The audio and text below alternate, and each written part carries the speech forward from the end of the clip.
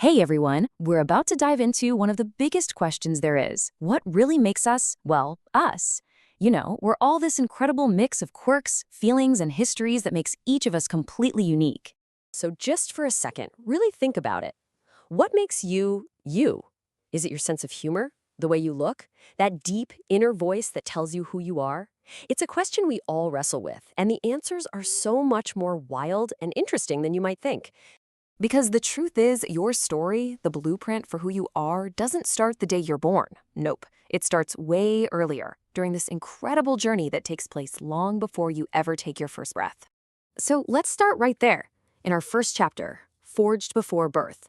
This is where this amazing cascade of events starts shaping us into one-of-a-kind individuals. I mean, right from the get-go, we're becoming totally unique. Your fingerprints, they're yours and yours alone. Not even an identical twin has the same ones. Same goes for your face, your immune system, even whether you're a lefty or a righty. It's this incredible cocktail of genes and environment that creates a nearly endless number of possibilities. Okay, now here is where it gets really fascinating. This whole idea that different parts of us are built on totally different schedules. And this is especially true when you look at the development of our physical body versus our internal sense of gender. And this just lays it out so clearly. Around week 8 in the womb, a flood of hormones starts to shape the body's physical anatomy. But then, check this out, weeks later, around week 15, a completely different hormonal event happens. And this one shapes the brain, laying down the groundwork for our gender identity. Two separate events on totally different timelines. So here's the kicker. Because these two things happen at different times, they don't always sync up. It's totally possible for the hormonal signals sent to the brain to be different from the ones sent to the body. And when that happens, a person's deep internal sense of who they are, their gender, might not match the body they were born into. All right, so hold that thought. Let's switch gears for a moment and build on this idea by looking at another really fundamental part of who we are, the unique inner world of the brain, and specifically the landscape of autism. So neurodiversity is really just this beautiful idea that there's no one right way for a brain to work. People think, learn, and experience the world in all sorts of different ways. These aren't deficits, they're just natural variations, kind of like having different eye colors or being different heights. Now, one key part of this for a lot of autistic people is a different experience of something called interoception. Think of it as your body's internal messaging system. It's how you sense things like hunger, thirst, your own heartbeat, or that fluttery feeling when you're getting anxious.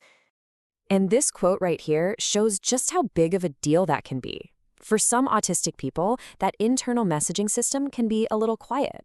It might mean not realizing you're hungry until you're about to pass out, or not noticing anxiety is building up until it's already a full-blown meltdown. It's a fundamentally different way of being connected to your own body. Okay, so now let's bring those two threads back together, the biology of gender and the inner world of autism, because when we do, we find this remarkable connection that researchers are really starting to pay attention to. Get this. Some studies are showing that as many as 40% of people who experience gender variance or dysphoria might also be autistic. I mean, that's a huge overlap. It's a number so significant, you just can't ignore it. And that leads us to the million-dollar question, right? What is going on here? Why is this link between being autistic and being gender diverse so incredibly strong? Well, the research is still unfolding, but a few key ideas are emerging. One theory is that autistic folks might be less swayed by all the social rules and expectations about how you're supposed to act based on your gender. Another idea is that their unique sensory world might actually lead to a stronger focus on their own internal truth rather than what society is telling them.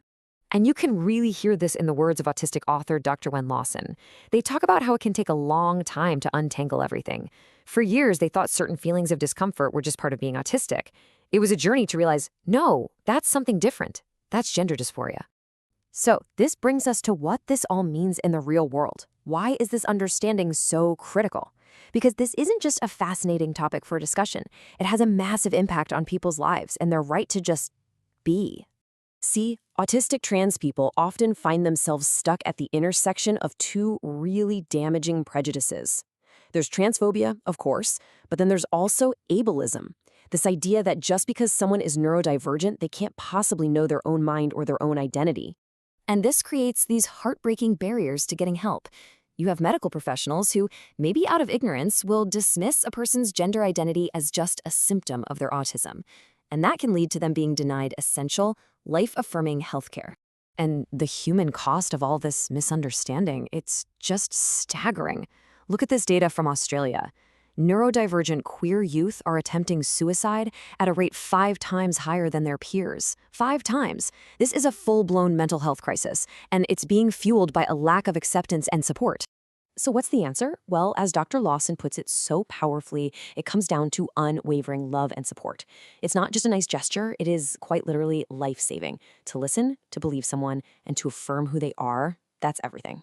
Because in the end, this isn't about finding a problem to fix. It's about seeing the incredible, beautiful range of human experience. Just like biodiversity makes the ecosystem resilient and strong, human diversity in our brains and our genders makes all of us stronger. Our differences are our greatest strength. And that really leaves us with one last thing to think about. If we know that our diversity is what makes us thrive, then the real work for all of us is to figure out how we can build a world that doesn't just put up with our differences, but actually celebrates and supports every single unique person.